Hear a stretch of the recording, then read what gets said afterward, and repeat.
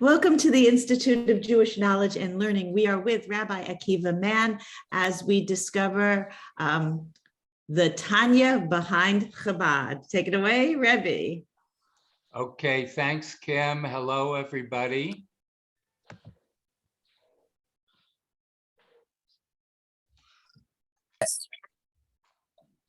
Yes, I'll talk to you later. Right. Very good. Bye. Okay, so friends, we ended last week with the a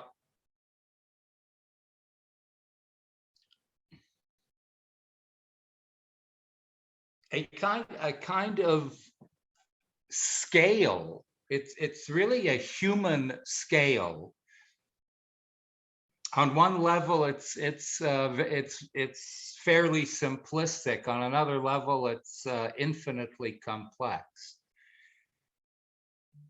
Rabbi Shneur Zalman was speaking about giving us trying to implant within our imaginations the spectrum of what the human being is capable of achieving. Now we should all be taking this very personally.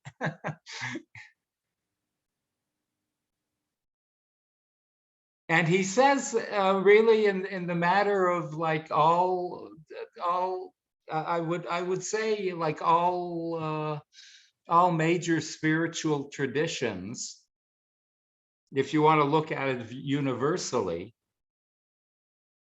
that there is this concept, and later on we'll talk about how this concept of tzaddik actually plays a huge role in Hasidic thought. But think of it for a moment. Think of the tzaddik, we call it the tzaddik is the righteous one, the one who does right and who does righteousness. But he goes much further than that. He starts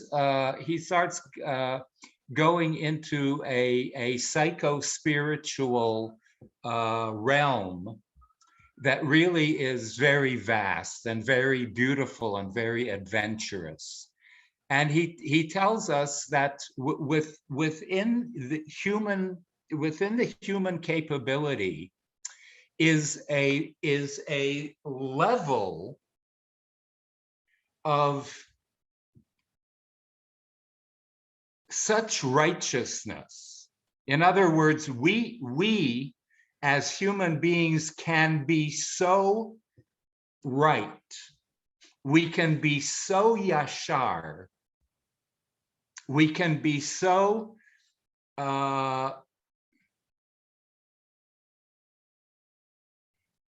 I want to use the word disciplined, but that's not gonna sit well with everybody.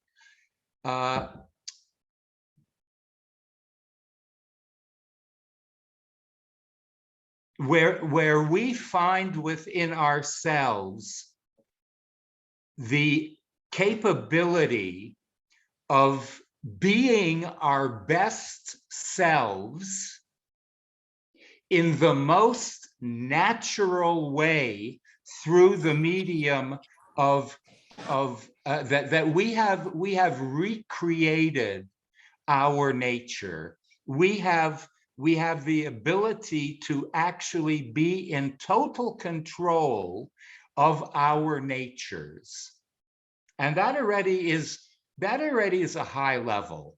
That means we're talking about a person who has no problem not getting angry, no problem with mood swings,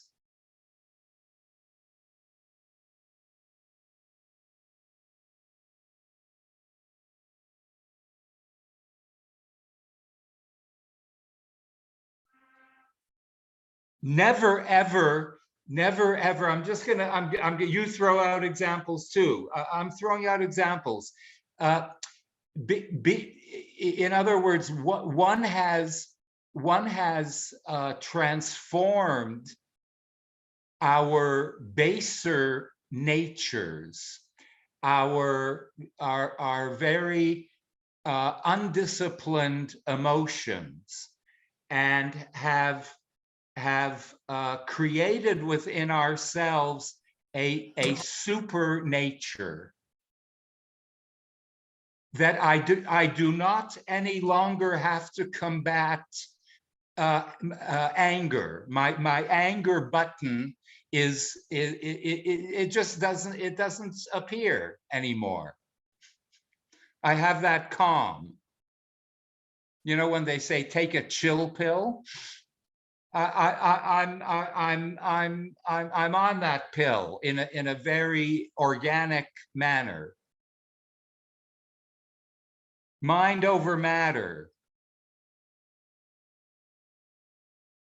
So the tzaddik has reached a human level that you know, you can either think is like, no way, that's like asking me to travel to Mars, or Rabbi Shneur Zalman says, no, it is within our capabilities, but it requires very hard work. It does require hard work.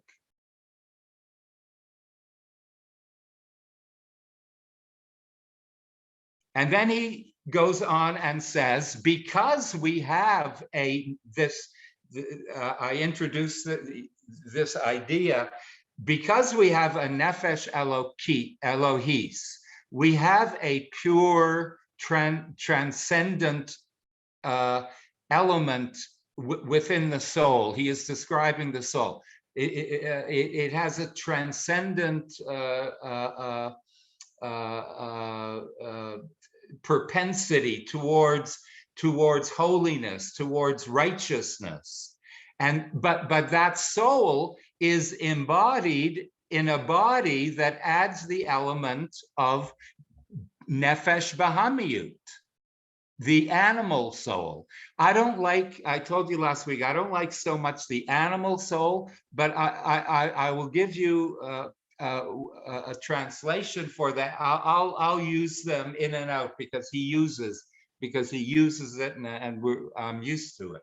But the other, I think the nicer word for nefesh bahamiyut, when he uses the animal soul, I think we can simply say the animal soul is synonymous to the instinctual part of us, our body slash animal slash lower instincts.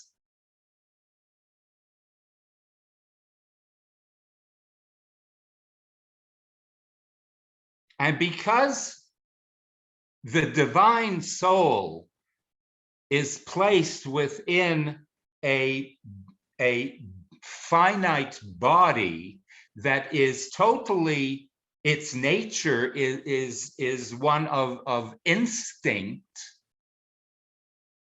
that creates some semblance of embattlement. It presents two different sides that must merge, and they merge, he says, in the Beinani. The Beinani is the middle.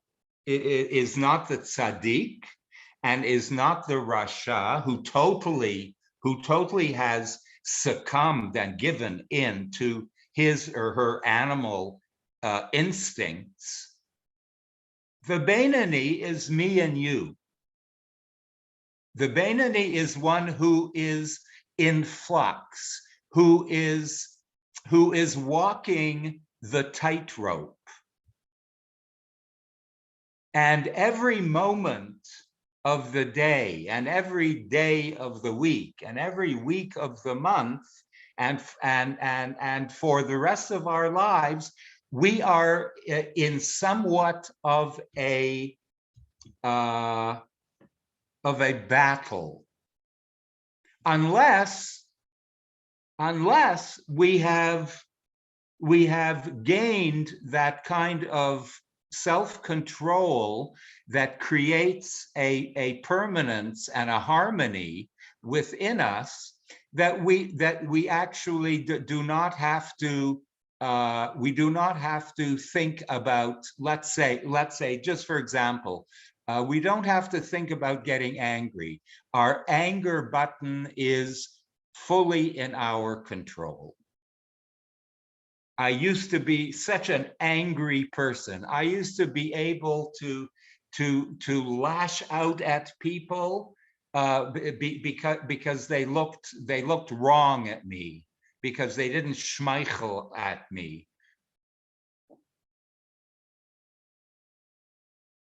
I had a congregant in one of my shuls where a woman asked for an appointment and lashes out at me and says, "Rabbi, I don't know why you hate me. I don't know what I did. You're a terrible person." I said, "Well, why? What did I do?" Every time you walk around the shul with the Torah on Shabbos, you never look at me. There are 500 people and you never look at me.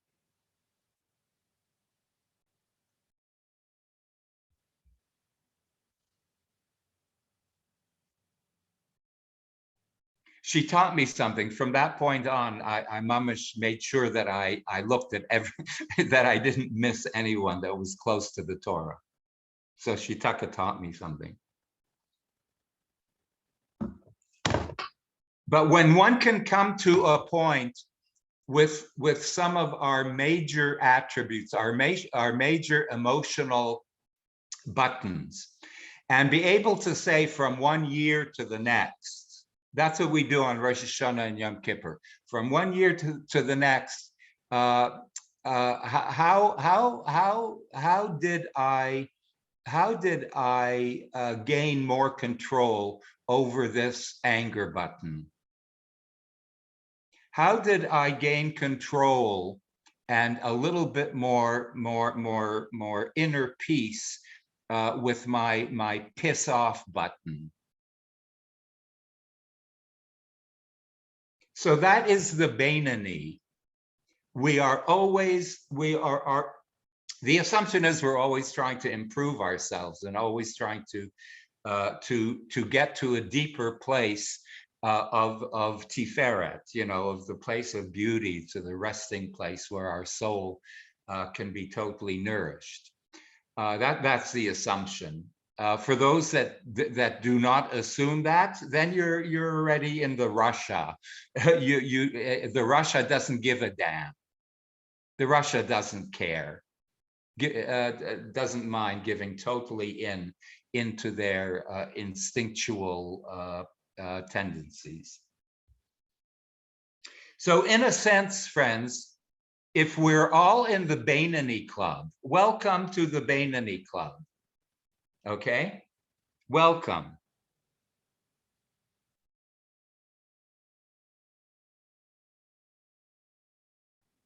In a sense, we can consider the Beinani Club those that we are constantly on a tightrope. We're still battling certain things.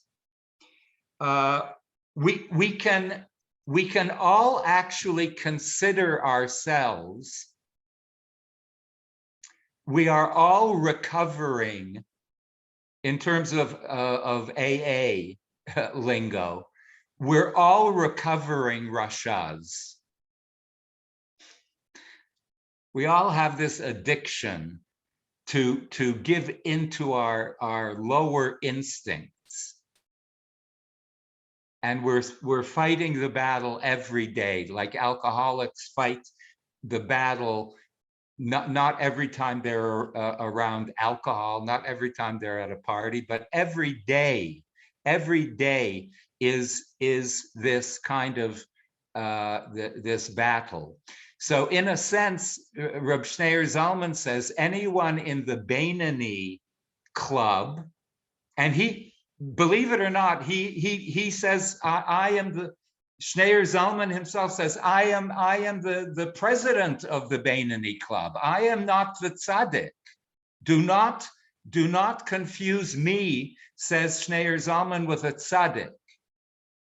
I'm in the Beinani club, together with you. I am a recovering Rasha. We're all Rashas in recovery. Even if we don't act out our evil stuff, it's still one day at a time affair for us.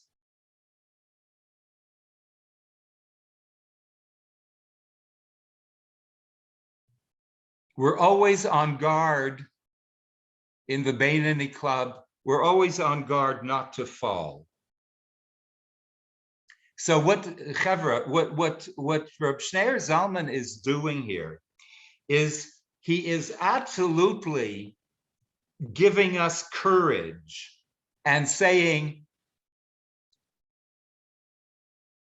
you know, like, again, I have to refer to something I mentioned in the first segment. Shneur Zalman was talking in a time where Lithuanian Jewry was absolutely obsessed with tzaddik stuff. If you weren't a tzaddik, you were a gurnished. You didn't have a place. You didn't have a place. It was a type of spiritual elitism, not only academic and scholarly elitism. There was a spiritual elitism. If you didn't do this and this and this and this, you were a shame. You were a disgrace. And Reb Shneur Zalman, just to get the context, Reb Shneur Zalman says, no, God forbid. You are a Beinani, and you should be lauded for walking the tightrope, and I will walk the tightrope with you. Hang in there. His statement was everyone can be an expert and an accomplished Beinani.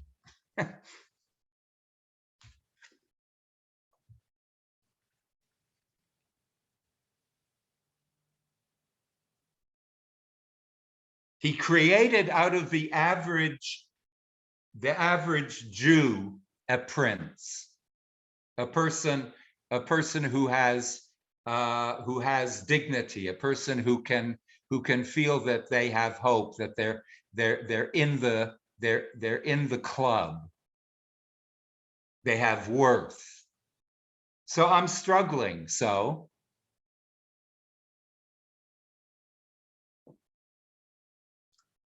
one last word about tzaddik.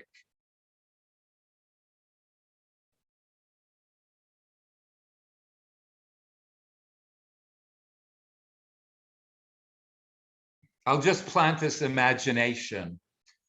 There's this beautiful ancient mystical tradition about the Lamed Vavniks. The Lamed Vavniks, the 36 absolute, not near tzaddikim, but absolute tzaddikim. People that have absolutely conquered every aspect of their instinctual selves and are walking around as holy, sacred human beings, like as close as one can get to the angelic kind of imagination.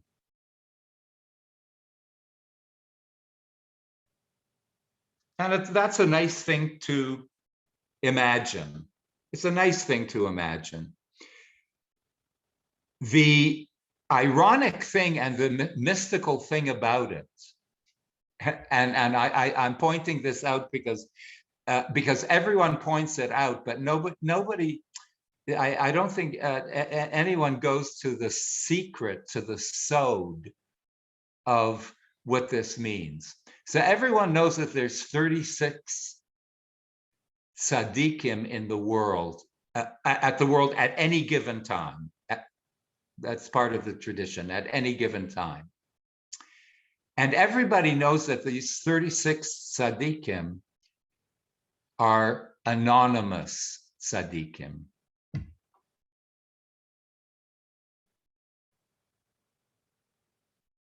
They have to be anonymous. And I think that the secret behind the anonymity is, part of it is, they have to be secret. Because in a sense, they really don't exist. They really don't exist. Because I think that's the secret behind the 36 secret tzaddikim. Why do they have to be secret?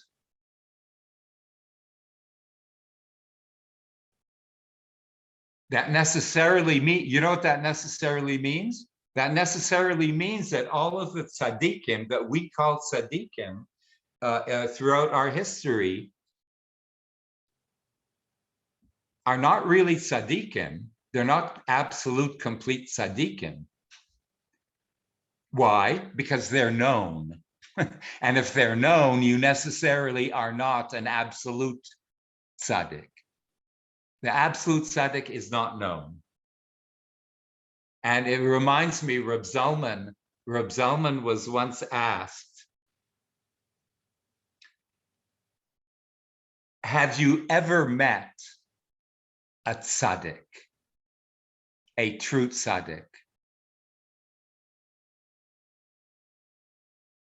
And Chabadniks would not like this at all.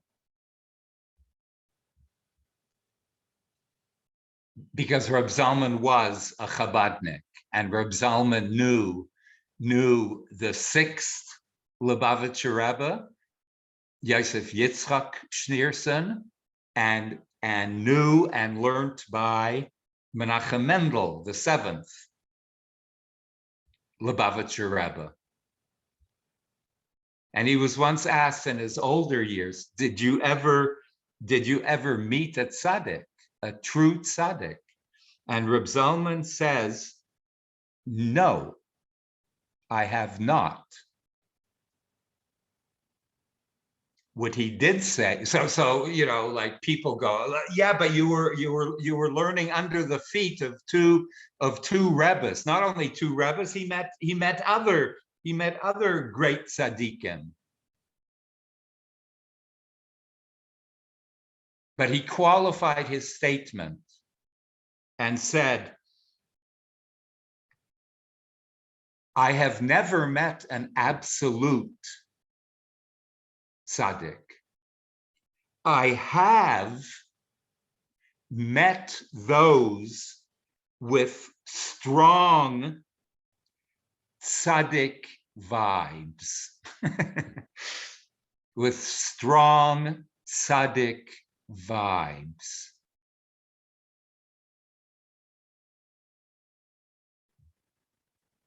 So Zalman was merely following the teaching which I mentioned in passing a week ago of King Solomon. we have a dictum that is very strong from King Solomon in Proverbs.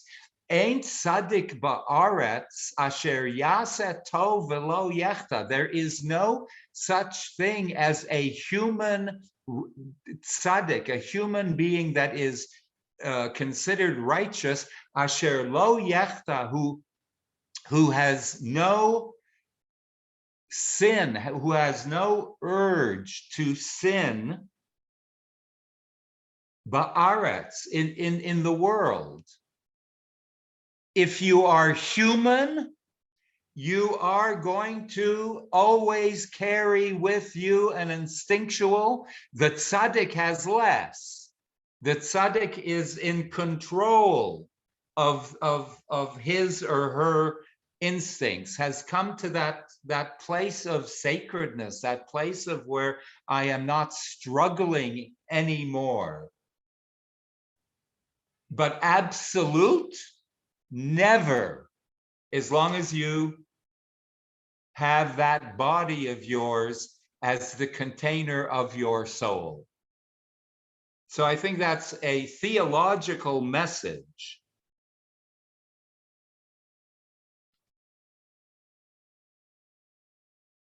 In this theology, people, one Rebbe once said, people are like Persian carpets.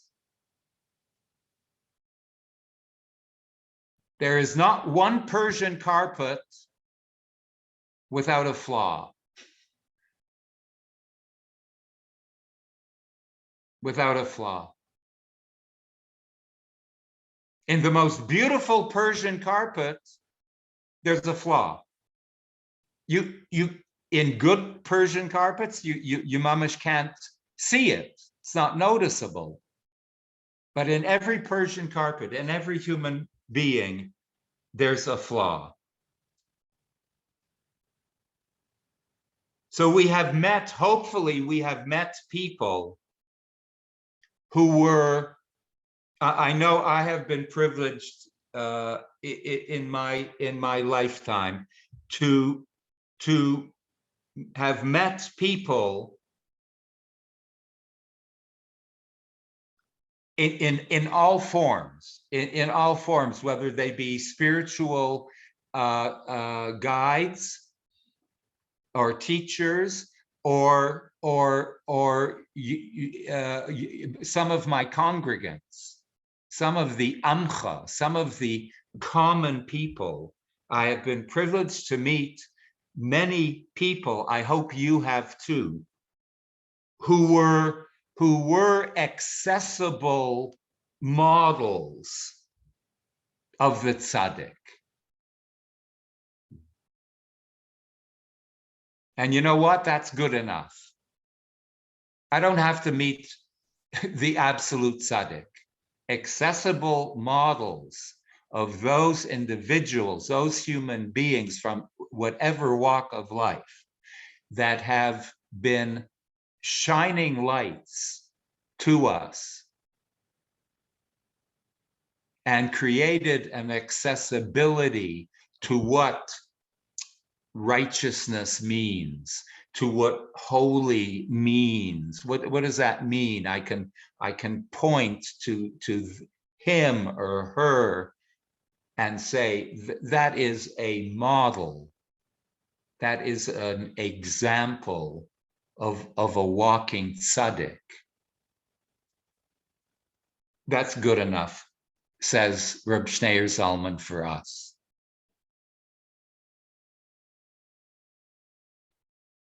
The point is that the Beinani, this middle club, is an individual who is striving towards nefesh Elohis, who is striving towards, has a propensity, has a will towards nefesh Elohis, towards divine, towards the inclined towards the divine soul, not the animal soul, not the instinctual soul. The Beinoni has already come to a level like me and you, where it's practically, you wouldn't be in this class without this being proof. You have come already to a point, it's in your DNA. It's a DNA thing. You have brought out the DNA. You know, a child carries the child carries a DNA of their parents in their fingernails, in their cells.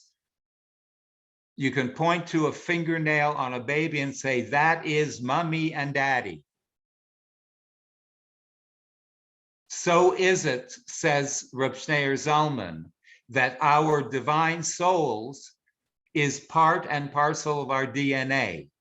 Sometimes we consciously do not recognize that, but those that are true Beinanim have already recognized that idea, that the Nefesh Elohit, the divine soul, is the divine soul within us, is a chelek Eloha mima'al mamash, is a part of the divine entity, the divine source, mamish. That is part and parcel of the makeup of the human being, is a segment of divinity within us. The only trick is, how do I identify it? Do I go to the opposite and start indulging my instinctual self, or do I follow a path of going towards that part? Just as in let's say, and you cannot see this nefesh Elohit is if you get opened up in surgery, you can't see it. You can't see it.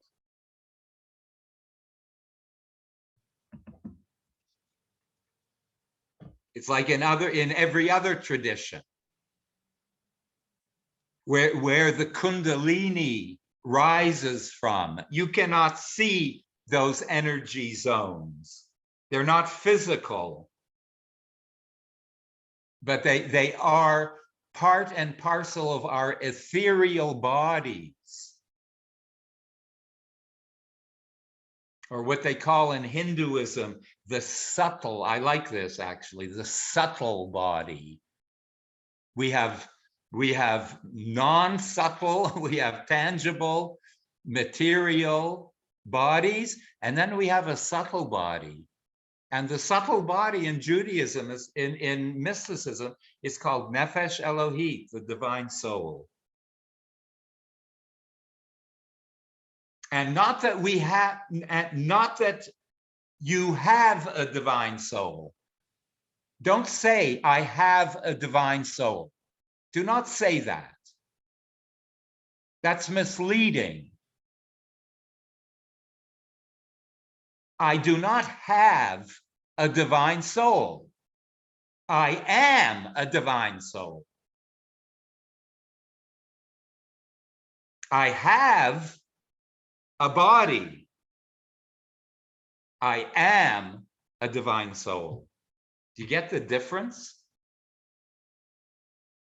One is chelek Eloha mima'al mamash.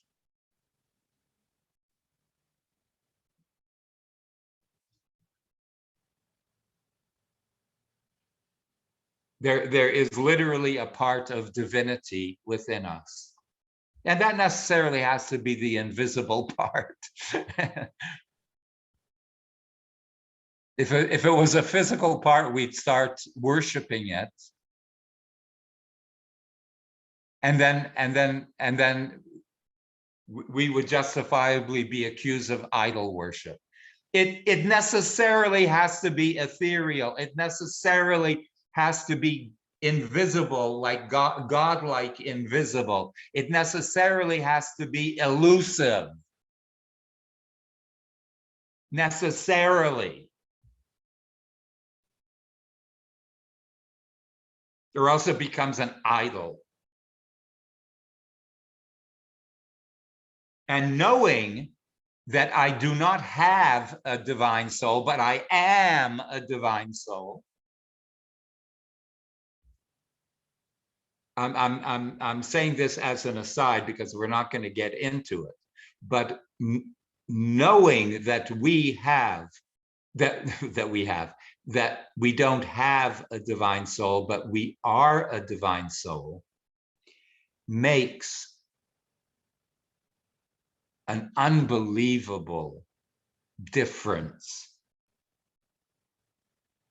when confronting the idea of death and dying, by the way. It makes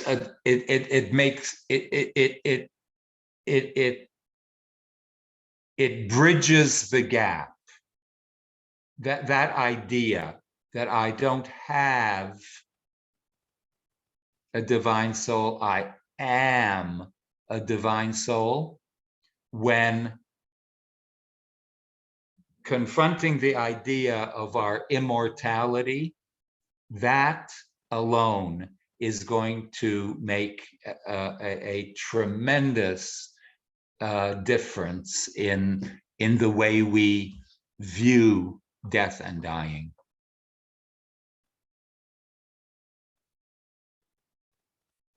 And I did a class in death and dying, and but it's always, you know, we might do it again from a different lens. Okay, Chavre, let me take a sip of tea and go ahead with some comments, some insights, some questions.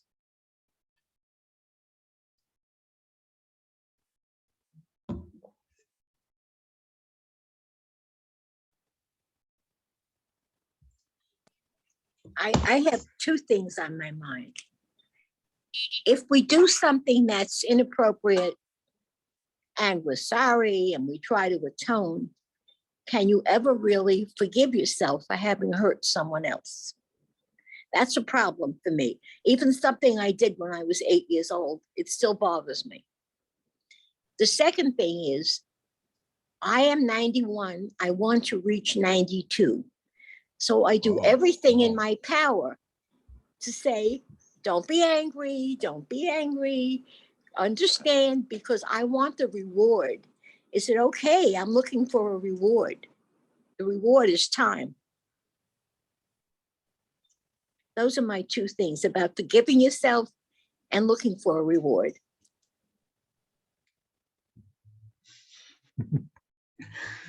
Wow, Marilyn. Okay.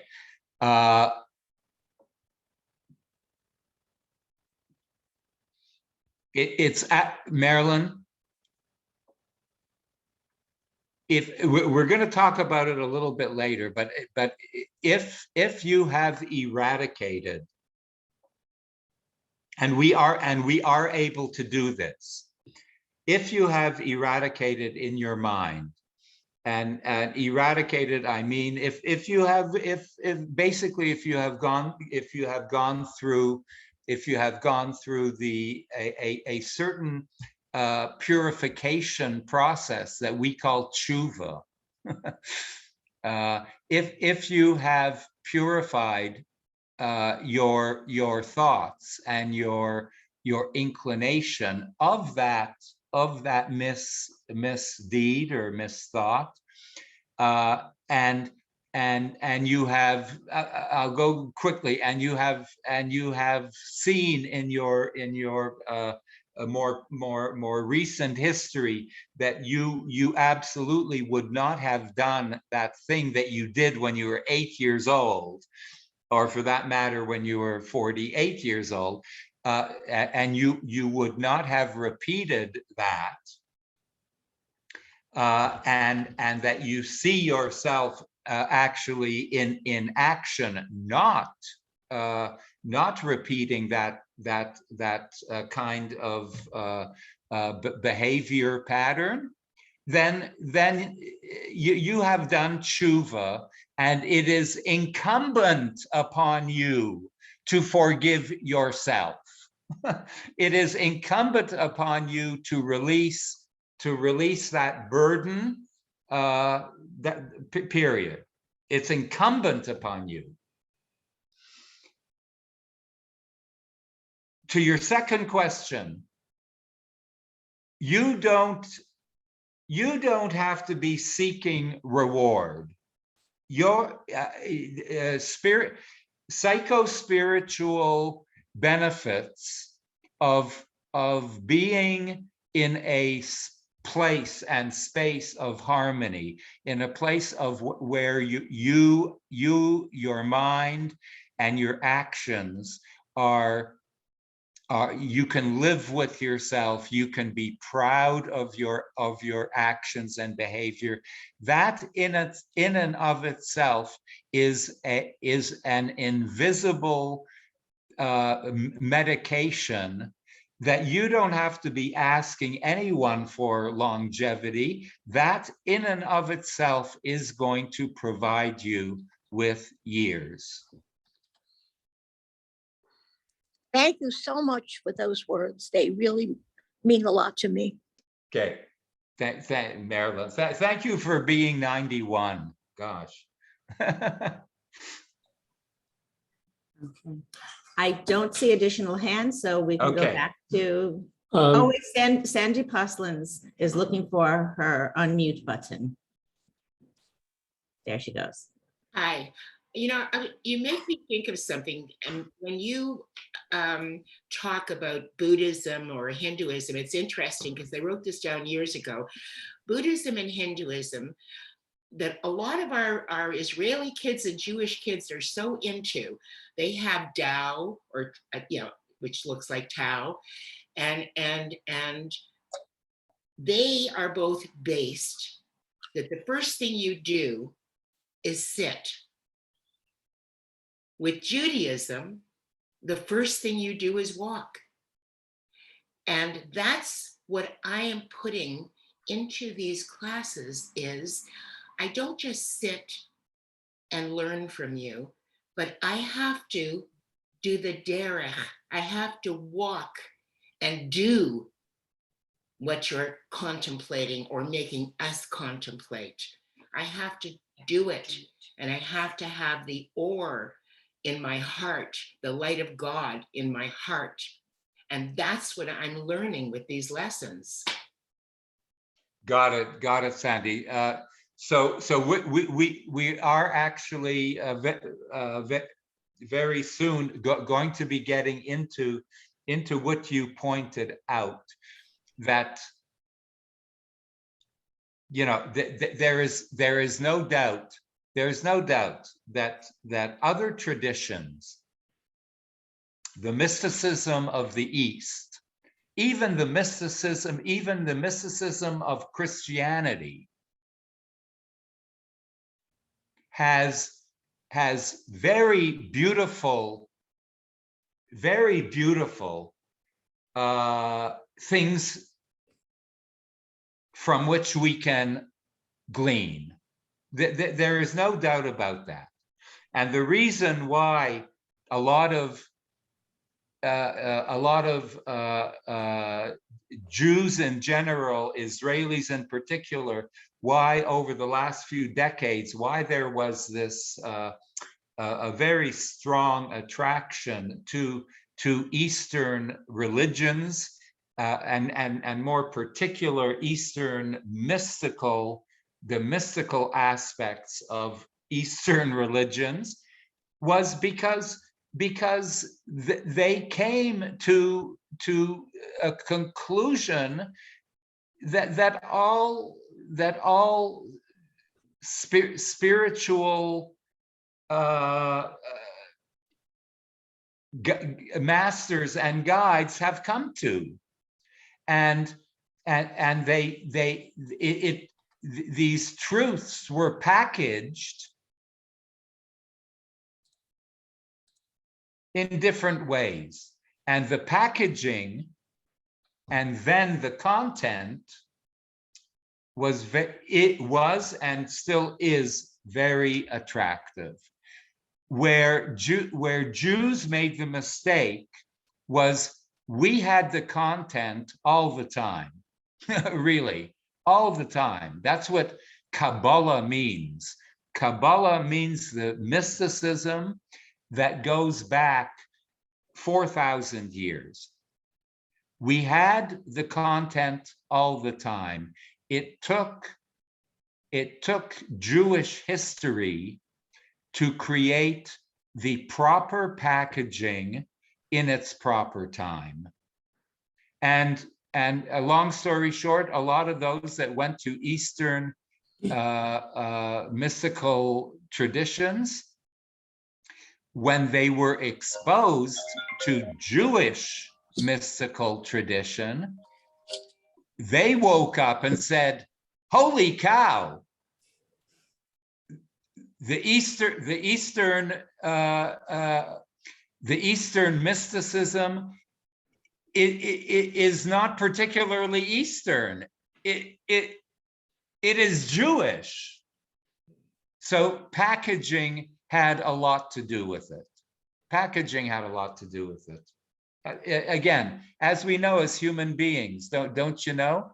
If you give a present to somebody, you can give a present, or you can package it up, and packaging is a very tricky business, because you can package up a very lousy present and the outside looks great and the inside is crap, or you can give the beautiful actual present without a package, and the person says, so packaging is a very we're going to talk about packaging right now. Okay, well, the last question, and so anybody else who raises their hand, you're going to be put off to the next round. Michael Selzer. Okay, thank you. Good morning, Rabbi, and everybody. Bye, Mike. Packaging. Okay, you just took my thought and turned it inside out. So I'll start with packaging. and as you said, we are a soul. We don't have a soul, we are a soul. And we are revealed as a person. So our packaging as the soul looks like we're a person, but we're really God in the package of a person. Yeah. Good segue. Good spillover. Good. So Yeah. Thank you. So I just want to back up in my mind a little bit to fill in some of the gaps that I've kind of trying to fill in for years and years and years, and still working on it continually. And that there's a preference to do good and to feel good in the higher intellect, the higher soul, rather than to feel poorly and bad in that lower animal soul. Because when we do good things and we're more connected to the light, we feel good. And when we do things that we wish we hadn't done and we have some remorse or regret, or we go back and we look at it, we get that sensation of it felt crummy when we did it. And when we look at it, it feels better to do good than to do crummy stuff. So we're pulled in the direction as a natural tendency of what I've been calling spiritual gravity towards the light, just like a moth goes towards the light. So if we can start to fill the gap in with the behavior modification of noticing when we feel good, when we feel bad, and just and use that as returning to home base of the feeling good. It's coming back to our home base each day in the morning prayers, or in the 3 services during the day, or in just the attention to that pleasure feels better than sorrow. And the actions that we do start to put more time during the day to the things that feel good rather than the things that don't feel good. So it gives us a direction. The choice of what we want to do, what we don't want to do. And then we can make that choice more often. And it becomes a biofeedback mechanism. Yeah, absolutely. Beautiful, beautiful. You know, like the proverbial, it's a proverbial, although this is very like elusive, but and in Judaism, things are, you know, are not left elusive. They are pinpointed, but it, what you are saying is that the soul provides, and I think we mentioned this last week, the soul does provide for us an invisible compass. Yeah. That compass can be called conscience. It can also be called neshama, but there is within us, and Shneur Zalman is saying it is mamish part of our inner DNA. It is that inner compass that is called the divine soul, the segment of divinity that abides with in us, that is part of us. Mamish. Mamish means really. Really, that I don't have it, I am it. That's what mamish means. You are it. Don't you see it? Don't you get it? You are it. Yes. Thank you, Mike. Thank you, Rabbi. Kim, Yes. you're going to be here till the end? I will be here till the end, and it's 12:53 right now. Heather, I apologize. Sometimes we go over in class, and sometimes this is one of the rare occasions where I have an 8:20 hard stop. Okay. So somebody I know, as Debbie, if she is still here, puts on an alarm clock. I mamish have a hard stop at 8:20. Okay. We'll help you I'll out. make up for it next class. So let's continue. Let's continue.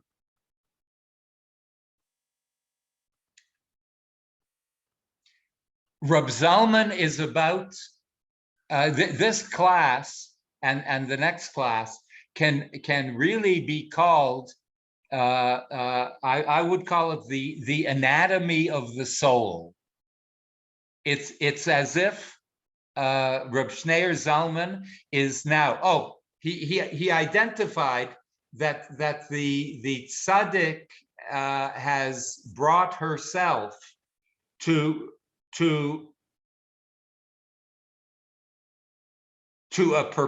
a place of propensity towards divine divinity, and has attained it.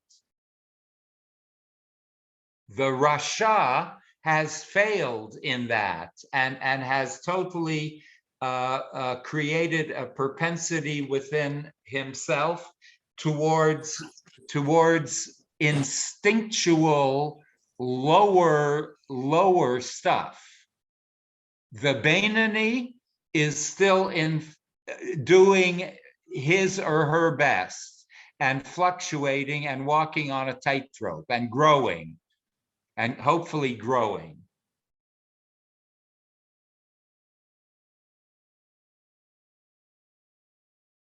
Now, how do we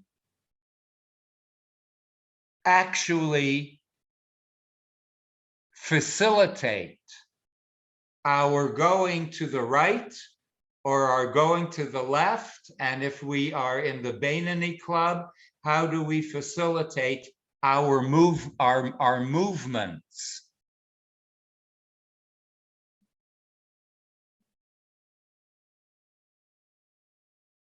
What vehicle does the human being, he's really getting into the anatomy of the soul. How does the soul work? What are the functions of the soul to get us where we want to go? So here comes, and for those taking notes, certainly take notes. For those that are not taking notes, memorize these, because these acronyms will help you create your own compass. Will create that compass that Mike was speaking about, creating the compass and igniting at any given situation. You should be thinking in your mind, chet, bet, daled. The first three components that help navigate and motivate the soul is chet, bet, daled, is Chabad. What does Chabad stand for? It's an acronym. So get the popular Chabad out of your Chabad houses, Chabad Chabad this, Chabad that. Get that out of your mind, and like brush off your chalkboard, your easel, your wetboard. Brush it off, and reinstate Chabad into a new consciousness for yourselves. The chet stands for Chachma. And we're going to get deep into these words, because these words are the anatomy of the soul. The first word is Chachma.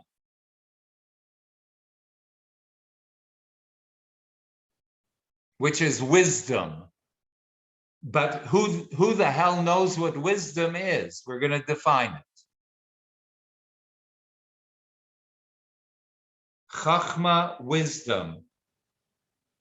The bet in Chabad is bina, is understanding.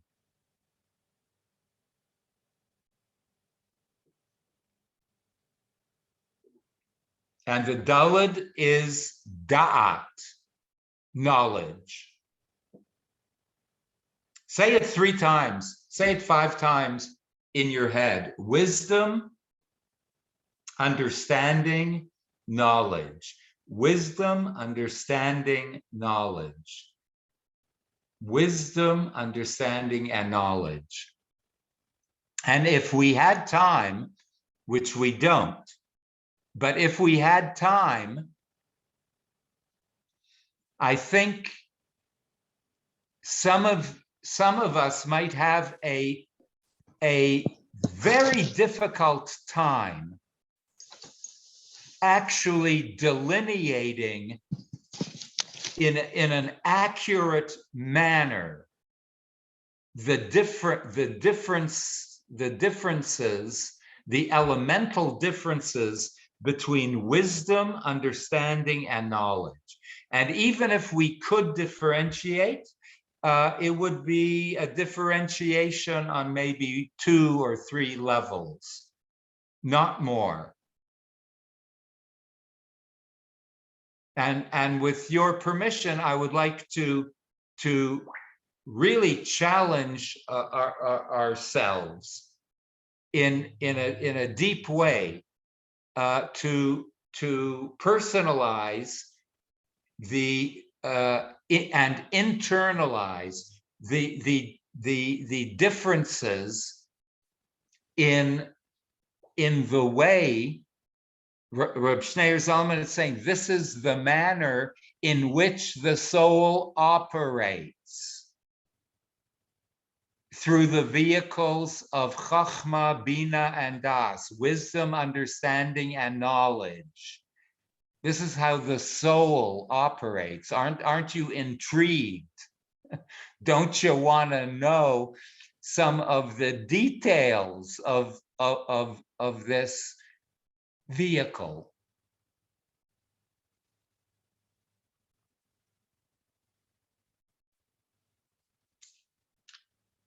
And I want to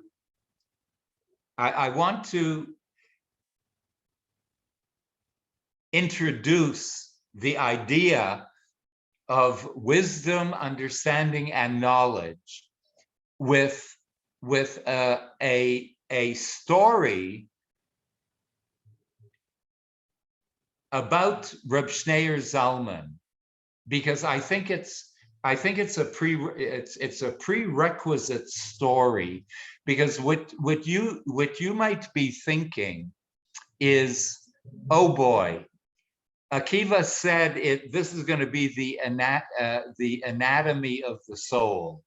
So he's going to be speaking about categories. He's going to be putting the anatomy of the soul under the microscope into the spiritual laboratory, and it's going to be very intellectual, and it's going to be very academic, like surgery is, right? Like a surgeon has to be, and it's going to be very academic and intellectual, and so I have to prefix Shneur Zalman's description of the anatomy of the soul through Chabad, through Chachma, Bina, and Dat, with a story that you must hear. Because it's not going to be a story about a scientific evaluation of the soul. Maybe a little bit.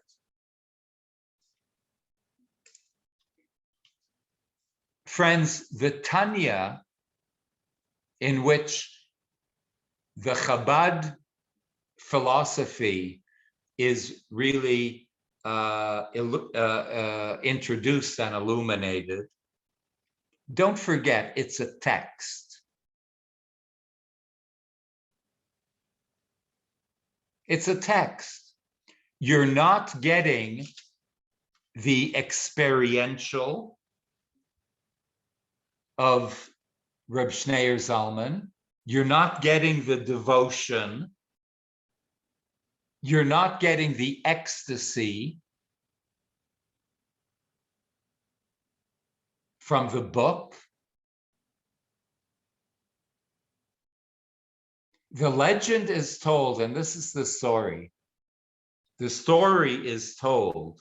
I don't consider it a legend. I consider it a real life story. Some of the Hasidic stories were absolute bubamaises. They were simply not. They were exaggerations. But you know what?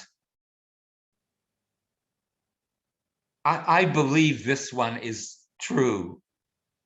There's a beautiful story about the Satmar Rebbe, and someone asked him, Rebbe, do you believe all the stories that Satmar Rebbe lived in the 1940s in Williamsburg? He created Williamsburg, actually. So they came to the Satmar Rebbe and asked him, do you believe all the Hasidic stories about the this and that, the miracles that tzaddikim did? Do you believe every one of them? So it's amazing that the Satmar Rebbe, who's a very strict guy, you could call him ultra orthodox, he answered like this. It was a very amazing and holy thing for him to say. He says, if you believe all the stories said about the mystical tzaddikim, if you believe all the stories, you're an absolute fool.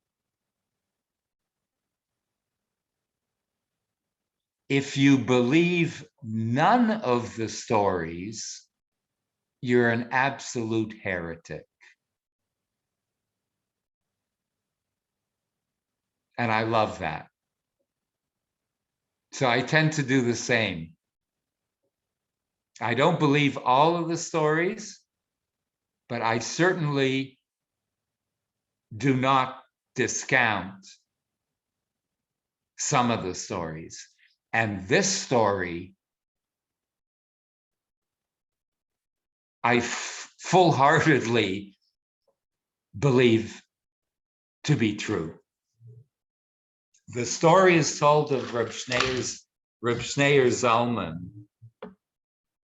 And it's not a story about tzaddikim doing miracles. It's a story about who this person, who this giant of a soul was. The story is told that in his private prayer room, where he did, it was not the Beis HaMedrash, like not the big hall in which he was davening, but in his private prayer room. The prayer room had to be padded. The walls were padded and cushioned.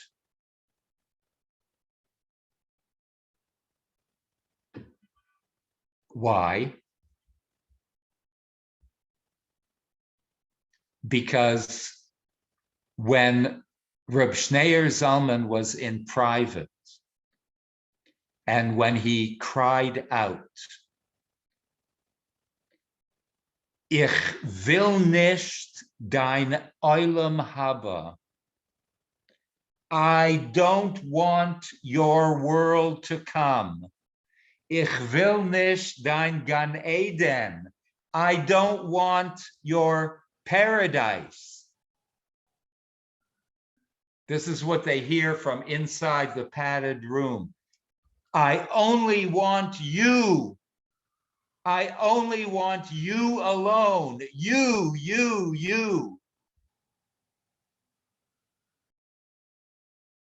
This is what Reb Shneur Zalman, what his private prayers were all about. This is where he was not only praying, but venting. And that's why his room had to be padded, because in such enthusiasm and such excitement, it's in such fervor, he needed a padded room. I know it sounds strange, but those who have ever experienced ecstatic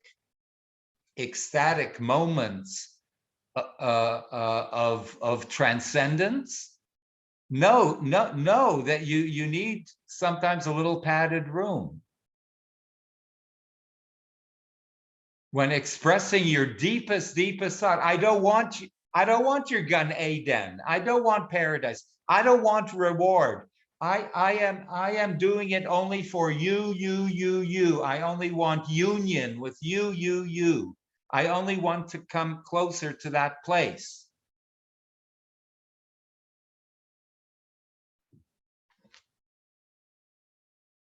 So that kind of ecstasy that Shneur Zalman exuded, that kind of devotion, that kind of excitement, that kind of soul energy, I have to tell you, does not necessarily come through in the text. But that doesn't mean that it's not there. That doesn't mean that we can that we as learners, as readers of the text, cannot imagine the type of ecstasy that goes into this text.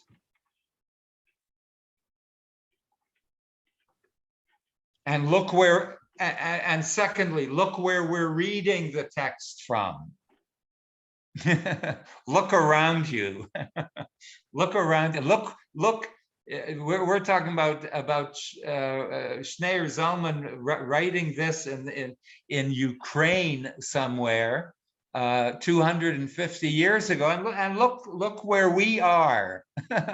we're on Zoom in 7 different countries, 14 different states, and look around your surroundings.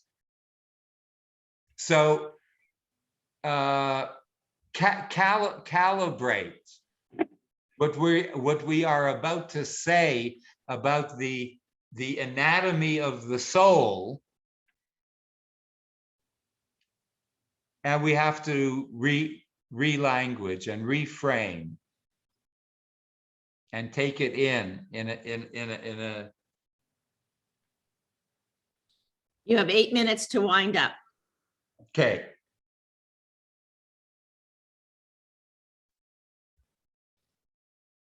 I want to mention one other thing before we get into Chachma, Bina, and Da'at.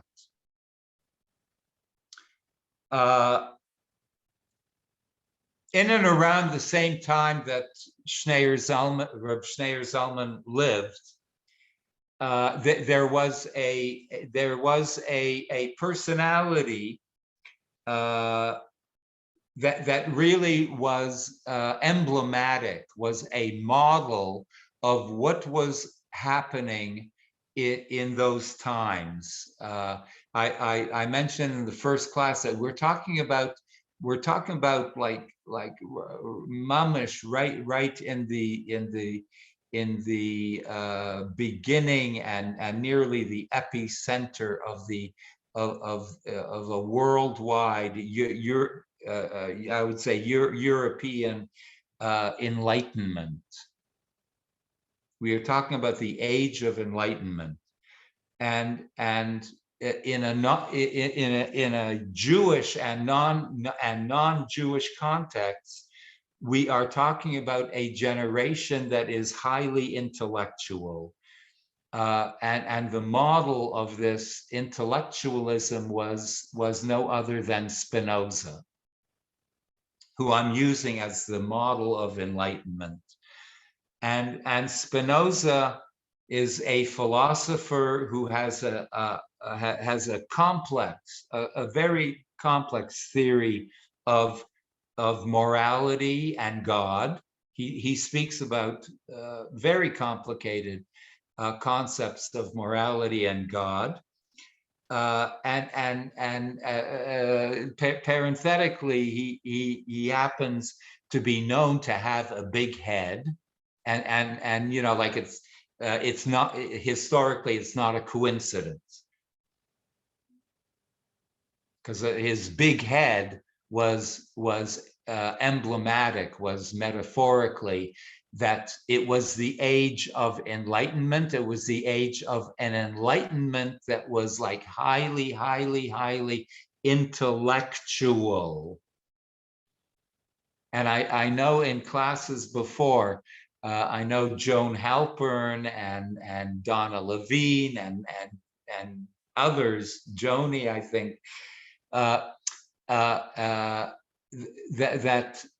the word intellectual with some does not sit so well, because they are not necessarily convinced, and we're always questioning the place of intellect, intellect vis-a-vis Judaism, the intellect versus the heart. Does Judaism, this has been an ongoing kind of discussion, does Judaism come from a place of intellect, or does it come from a place of heart, the heart place? So being that Chabad, what we're about to discuss, has to do with wisdom, understanding, and knowledge, we have to clarify what we mean by the intellect. So in the age that Reb Shneur Zalman is writing is the age of intellectualism. It's the age of enlightenment. And it really depends how we are going to be defining these qualities, these capacities. And Spinoza, who was coming from the head place, very much from the head place, yet claimed in his books, in his writings, yet claimed that he loved God. And has whole chapters on the love of God. And the question is, one usually does not associate the intellectual nerd with love. And Spinoza was asked that question. You're an intellectual nerd. How and why are you talking about the love of God? And he said something like extremely interesting that I think is going to shed light on the upcoming Torah that Shneur Zalman is going to be presenting. And Spinoza says, I love God with my intellect.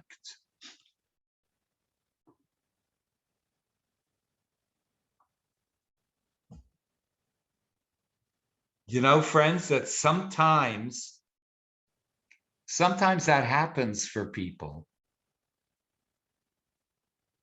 We are able to spill over from mind to heart. Some people operate the other way around, and I think it's legit. Some people work that the vehicle begins with heart, and then the heart is not really enough, and there has to be an augmented variable called intellect. And others work the opposite way, from intellect to heart, or from heart to intellect. Ultimately, I don't think it matters whether you start with heart and then come to intellect, and intellect to heart. But I do feel there might be a loss if I'm coming from intellect and I don't connect to heart, or if I'm coming from heart and I never connect to intellect. And we're going to see why that's true. So it really doesn't matter from what point we start at, but don't delete the other from the equation. Because if we do delete it, then we're going to be walking lopsided. We're going to be walking lopsided, period. Our soul, and you know what happens when you walk lopsided. When there's a little discrepancy between your left foot and your right foot, if there's a 2-inch discrepancy, Kim knows this, 2-inch discrepancy in the balance between mind and heart, all of a sudden your hips start hurting. And after your hips start hurting, your entire back starts being off balance, and then your neck, and then your mind. So it's not good to be off balance. Doesn't matter what point you start from. And it's good to be on time. And is it? Okay, Trevor, it's been lovely. I'm sorry I have a 10-minute discrepancy here that I needed to do. And